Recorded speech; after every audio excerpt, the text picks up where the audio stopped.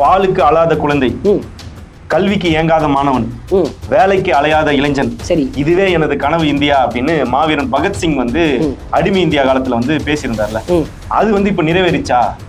என்ன சொல்றாருன்னா 40,041 இல்ல 40,012 40,040 அப்படின்னா 5,932.32 அப்படின்னு சொல்றாரு. 5,932.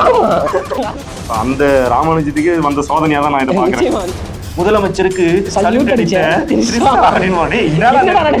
அப்புறம் இன்னொன்னு பார்த்தேன், சுதந்திர தின விழாக்கு வந்து த்ரிஷா பிறந்து தன்னோட 2 அண்ணனையும் இழந்து முத்துப்பாண்டின்ற ரவுடி கிட்ட மாட்டி அங்கிருந்து தப்பிச்சு வந்து வெளிநாட்டு வேலை கிடைச்சோம், தாய் நாட்டு மீது கொண்ட பற்றால் அவங்க வந்து இந்தியாவில இருக்காங்க பாத்தீங்களா, அவங்க தான்டா உண்மையான சுதந்திர போராட்ட நல்ல கலந்துக்க தகுதியான ஆளு அப்படின்னு பார்த்த மாதிரி இருந்தாங்க.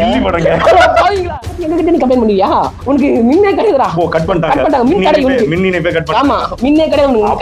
குதிரை வேக பிஜேபியை பார்த்தா மட்டும் ஏன் எதுவுமே வாயை திறக்க மாட்டீங்க? ஆனா முன்னாடி தேர்தலுக்கு முன்னாடி என்ன பேசுனாங்க? பாசிசமா பாயாசமா அப்படிலாம் பேசுனாங்க.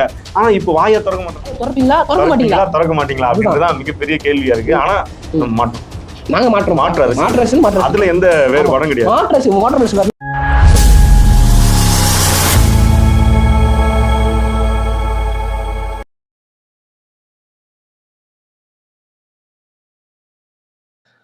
அனைவருக்கும் வணக்கம். வணக்கம்.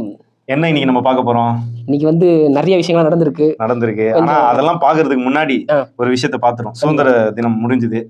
சுதந்திர தினமா குடியரசு தினமான்னு நம்ம வந்து எப்பவுமே கன்ஃபியூஸ், தெளிவா தான் இருக்கும். சுதந்திர தினம் முடிஞ்சது. அந்த சுதந்திர தினத்தை விடுதலை நாள் வாழ்த்துக்கள் அப்படின்னு அனந்த் சீமான் வந்து ஒரு அறிக்கை வெளியிட்டு இருக்காங்க. அந்த அறிக்கையில குறிப்பா சில விஷயங்கள் வந்து எனக்கு பேசணும்னு தோணுச்சு. நானும் பார்த்தேன். அதை சொல்லிட்டு வந்து நம்ம உள்ள போலாம்.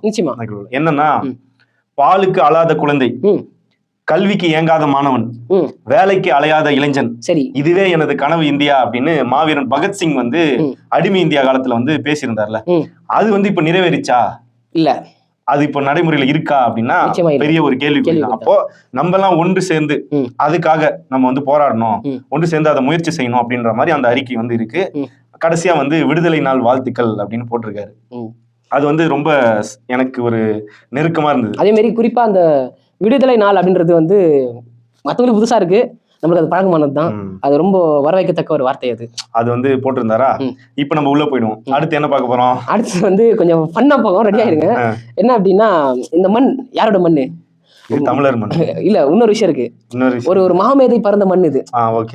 என் கணித மேதை சீனிவாச ராமானுஜம் அவர் பிறந்த மண் இது. அவர் பிறந்த மண்ணுல ஒரு விஷயம் நடந்திருக்கு. என்ன நடந்திருக்கு தெரியுமா? அது எங்க நடந்திருக்கு? கணிதம் சம்பந்தமா. ஆமா, அது சம்பந்தமா, மேக்ஸ் சம்பந்தமா. புரியுது மாதிரி சொல்லணும் அப்படின்னா, சட்டசபை நடந்திருக்கு. நம்மளுடைய அமைச்சர் மரியவல்சன் இருக்கார்ல, அவர் ஒரு விஷயம் சொல்லியிருக்காரு. அதுவே மேக்ஸ் தான். அவர் சொன்னதே ஒரு மேக்ஸ் தான். குறிப்பா சட்டசபையில ஒரு விஷயம் நடந்திருக்கு. நம்ம அமைச்சர் மரியவல்சன் இருக்காரு தெரியுமா, அவர் ஒரு விஷயம் பேசியிருக்காரு. அப்படியே அதை கேட்டீங்கன்னாவே ஆடி போயிடுவீங்க, அசந்து போயிடுவீங்க. என்ன அப்படின்னாக்கா, அவர் ஒரு எண்ணு ஒண்ணு சொல்றாரு. என்ன சொல்றாருன்னா 40,041 இல்ல 40,012. 40,012 கேள்விப்பட்டிருக்க மாட்டீங்க. ஆமா, கேள்விப்பட்டிருக்க மாட்டீங்க. புதுசா ஒரு கணக்கு வந்து அவரு வெளியிட்டு, நம்ம இவரெல்லாம் ட்ரால் பண்றோம். ஆனா இவருக்கு இது எங்க இருந்து வந்திருக்கும் அது சொல்ல வர்றேன். அவருக்கு வழிகாட்டுனர் ஒருத்தர் இருப்பார்ல, அதாவது மெய்ப்பன் எவ்வளியோ ஆடுகளம் வெளியே அப்படி சொல்லி ஒரு இது இருக்குல்ல. அப்போ மெய்ப்பன் என்ன பண்றாருன்னு பாத்தீங்கன்னா, விவசாயிகளுக்கு அப்படி சொல்லி ஒரு கடன் வந்து ஒரு அமௌண்ட் மாற்றம்.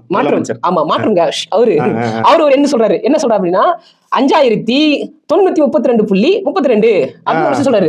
5,932. அது வந்து 932 கிடையாதுங்க, 932. ஆமா, அது வந்து இப்ப மாற்றி அமைச்சாச்சு. மாற்று அரசியல்ல இன்னும் வந்து இப்ப மாறிச்சு. அதாவது நம்ம என்ன சொல்லலாம், எப்படி தோணு தெரியுமா? நீங்க வேற ஆரம்பத்துல சொன்னீங்கல்ல, யார் பிறந்த மண்ணு, மாமேந்த பிறந்த மண்ணு. அந்த ராமானுஜத்துக்கு வந்த சோதனையா தான் நான் இதை பாக்குறேன். நிச்சயமா அது இப்பேற்பட்ட மாமேதைகளை வந்து நம்ம இப்ப பாக்குறோமே, நம்மளோட ஜெனரேஷன் பாக்குறோமே, நம்ம என்ன புண்ணியம் பண்ணிருக்கோமோ தெரியல. அடுத்து என்னன்னா, ஊடகம். ஊடகத்தோட வேலை என்ன? ஜனநாயகத்தின் 4வது தூண் வந்து ஊடகம். ஆமா, நிச்சயமா. பிரிண்ட் அண்ட் பிரஸ் மீடியா இருக்குல்ல, ரெண்டுமே வந்து இது வந்து ஜனநாயகத்தின் 4வது தூண். சரி, ரொம்ப முக்கியமான தூண்கள் இது அப்படின்லாம் பேசுறோம்ல.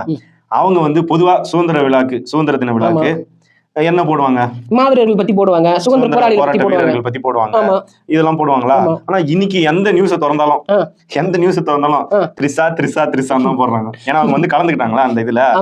ஒரு சேனல்லாம் அதெல்லாம் வந்து பெரிய நியூஸ் சேனல், அவெல்லாம் ஒரு தம்ப்நெயில் போடுறான், என்னன்னா முதலமைச்சருக்கு சல்யூட் அடிச்ச த்ரிஷா அப்படின்னு. அப்புறம் இன்னொன்னு பார்த்தேன், சுதந்திர தின விழாக்கு வந்து த்ரிஷா அப்படின்னு போடுறாங்க. இன்னொன்னு பார்த்தேன், ஸ்டைலாக சல்யூட் அடிச்ச த்ரிஷா. டேய், நீங்க சுதந்திர தின விழா பத்தி பேசுவீங்களா இல்ல த்ரிஷா பத்தி தான் பேசுவீங்களா அப்படின்ற மாதிரி நம்மளுக்கு இல்லங்க. அவங்க அந்த சுதந்திரத்தை பத்தி பேசுறாங்க, இப்போ இவங்க சுதந்திரம். அதுல ஒரு கமெண்ட் நான் பார்த்தேன். என்ன கமெண்ட்னா, சுதந்திர தின விழாக்கு கூட சுதந்திரம் இல்லாத ஆயிட்டாங்க நம்ம அனில் சார் மாதிரி. ஏன்னா அவங்களால எதுவுமே சுதந்திரமா பேச முடியாது, அந்த மாதிரி ஆயிட்டாங்க அப்படின்ற ஒரு மீம் பார்த்தேன் நானு. அது மட்டும் இல்லாம இந்த செய்திகள்லாம் பார்க்கும்போது எனக்கு ஒரு விஷயம் ஞாபகம் வந்தது. என்னது? நம்ம அண்ணா சொன்னதுதான் ஞாபகம் வந்தது. என்ன சொல்லியிருந்தாருன்னா, அண்ணா வந்து முதலமைச்சரா பதவி ஏற்கிறாரு, அந்த விழா நடக்கும். அந்த விழாக்கு வந்து தன்னோட மனைவி ராணியை வந்து கூட்டு போல. அது என்ன சொல்றாருன்னா, குடும்பத்துக்கும் கட்சிக்கும் இடைவெளி இருக்கணும் அப்படின்னு சொன்னதுதான் எனக்கு ஞாபகம் வருது. அதுல முக்கியமா நான் ஒரு இது பார்த்தேன், மீம் ஒண்ணு. அதெல்லாம் சிரிப்பு தாங்கல எனக்கு. அந்த மீம் வந்து எப்படா இப்பெல்லாம் யோசிக்கிறீங்கன்ற மாதிரி தான் இருந்துச்சு. த்ரிஷா எப்படிங்க சுதந்திர தின விழாக்கு வரலாம் அப்படின்னு ஒருத்தர் கேக்குறாராம். அதுக்கு வந்து ஒருத்தர் பதில் சொல்றாராம், ஏங்க த்ரிஷா விட தகுதியான ஆள் யாரும் இல்லைங்க.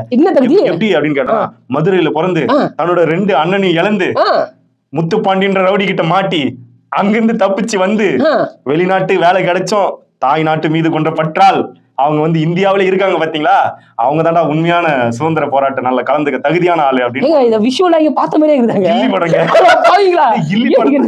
கில்லி படத்தை தான் இப்படி அந்த மீமா போட்டுச்சு. நான் ஒரு எப்படா நீங்க இப்பெல்லாம் யோசிக்கிறீங்க, அந்த சின்ன பையன் சொல்ல எப்படா அப்படின்ற மாதிரி, அந்த மாதிரி எவ்வளவு பெரிய சிந்தனை பாருங்க.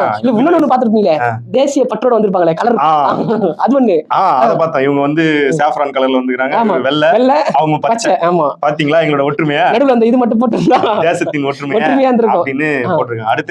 அடுத்து என்னன்னு பாத்தீங்க அப்படின்னா, தமிழ் கடவுள் முருகனை வந்து இழிவா பேசிட்டாங்க அப்படின்னு சொல்லி ஒரு விஷயம் நம்ம நேத்து நம்ம ஒரு காணொலி ஒன்று போட்டிருந்தோம். குறிப்பா மைக்கேல் அப்படின்னு சொல்லப்படுற ஒருத்தர் வந்து ரொம்ப கைது பண்ணல இன்னும் அப்படின்னு. ஆமா, நம்ம ஒரு காணொலி போட்டிருந்தோம். குறிப்பா மைக்கேல் அப்படின்றவரு ரொம்ப இழிவா பேசியிருந்ததா வந்து நம்ம நிறைய விஷயங்கள் பார்த்துருந்தோம். கரெக்டுங்களா?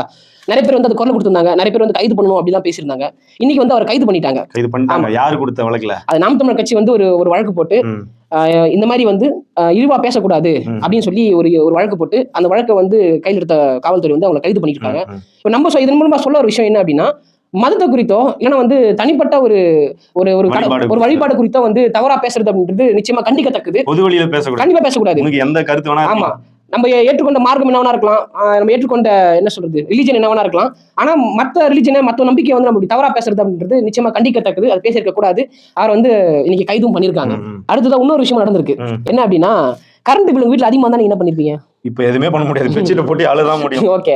அதே போல கோவில்பட்டியில வந்து ஒரு நபரோட வீட்டுல வந்து கரண்ட் பில் வந்து ரொம்ப அதிகமா வந்திருக்குன்னு சொல்லி அவர் என்ன பண்ணிருக்காரு அப்படின்னா, சிஎம் செல்லுக்கு ஒரு கம்ப்ளைண்ட் ஒன்று ரெஜிஸ்டர் பண்ணிருக்காரு. இப்போ நம்ம இந்த தாவே அரசு நம்ம என்ன சொல்றோம், குதிரை பேரரசுன்னு சொல்றோம். ஆமா, அதுக்கு அவங்க வந்து நாங்க குதிரை வேகம், ஆமா நாங்க குதிரை வேகத்தை நாங்க ஓடுவோம் அப்படின்னு சொன்னாங்க. அந்த வேகத்தை இங்க காமிச்சிருக்காங்க. என்ன காமிச்சிருக்காங்க, அவர் கம்ப்ளைண்ட் பண்ணாரு. அவர் வீட்டுக்கு போய் என்ன ஏதுன்னு சொல்லி அதை பத்தி எதுவும் கண்டுக்கல. என்ன பண்ணாரு அப்படின்னா, எங்களை பத்தி எங்க கிட்ட நீ கம்ப்ளைண்ட் பண்ணுவியா, உனக்கு மின்னே கிடையாதுடா, கட் பண்ணிட்டாங்க, மின் கடை ஆமா, மின்னே கிடையாது, கரெக்டா இல்ல.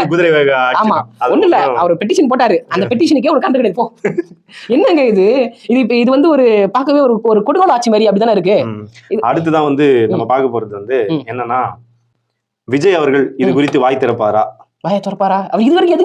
வாரியர்ஸ் இதை பத்தி பேசுவாங்களா அப்படின்றத நம்ம கேட்க போறோம். என்னன்னா, இப்போ முதலமைச்சரை இழிவா பேசிட்டாங்க அப்படின்னு திமுகவோட 2 எம்எல்ஏ கைது பண்ணாங்களா? போய் தகவலை பரப்பிட்டாருன்னு யூடியூபர் மாரிதாஸ் உடனடியாக கைது செய்யப்பட்டாங்க. அதுக்கப்புறம் வந்து ஒரு முக்கியமான நபரை குறித்து அவதூறா பேசிட்டாங்க, இரட்டை அர்த்தத்துல பேசினாங்க அப்படின்னு எதிர்கட்சி தலைவரை கைது பண்ணாங்களா? இது வரையும் தஞ்சாவூர் வரையும் கூட்டு போனாங்களா? சாலை மார்க்கமா? அது முக்கியமான நபர், நம்மளுக்கு தெரியல, அவங்களுக்கு தெரியும்.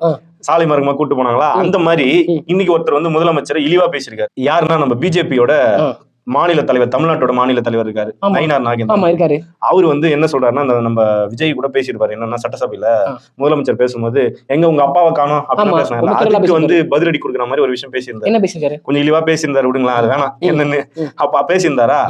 அது வந்து அவரையும் இழிவுபடுத்துற மாதிரி, அவங்களோட அம்மாவையும் இழிவுபடுத்துற மாதிரி இருக்கு அந்த பேச்சு. நம்ம வந்து அதை கண்டிக்கிறோம். நம்ம கண்டிக்கல, அண்ணாமலை கூட கண்டிச்சிட்டாரு. அண்ணாமலை கூட என்ன கண்டிச்சுல, இது வந்து தப்பான பேச்சு அப்படின்னு பேசியிருக்காரு. ஆனா விர்ச்சுவல் வாரியர்ஸோ இல்ல தாவேக்காவோ இதை பத்தி பேசவே மாட்டாங்க. எங்க போச்சு இந்த ரூட் மாஃபியா? தெரியல. பிஜேபியை பார்த்தா மட்டும் ஏன் எதுவுமே வாயை திறக்க மாட்டீங்க? ஆனா முன்னாடி தேர்தலுக்கு முன்னாடி என்ன பேசுனாங்க? பாசிசமா பாயாசமா அப்படிலாம் பேசுனாங்க. ஆனா இப்ப வாயை திறக்க மாட்டாங்க. அதுதான் எனக்கு சந்தேகமா வரும். முதலாளி எதுக்கு பேச மாட்டாங்களோ, முதலாளி எதுக்கு பேச மாட்டாங்க போல அப்படின்னு பேசுறாங்க. ஆனா பேசுவாங்களா இல்ல ஏதாவது நடக்குமா? அவரை கைது பண்ணுவீங்களா? இவர் எப்படி தஞ்சாவூர் வரையும் கூட்டு போனாங்களா அந்த மாதிரி இவரை சாலை மார்க்கம் போவீங்களா? திறக்க மாட்டீங்களா அப்படின்றதான் மிகப்பெரிய கேள்வியா இருக்கு. ஆனா மாட்டோம். நாங்க மாற்று அரசியல் அதுல எந்த வேறுபாடும் கிடையாது. மாற்று அரசியல் தான். அதுல எந்த மாற்று கருத்தும் கிடையாது. முடிச்சுக்கலாமா? நன்றி.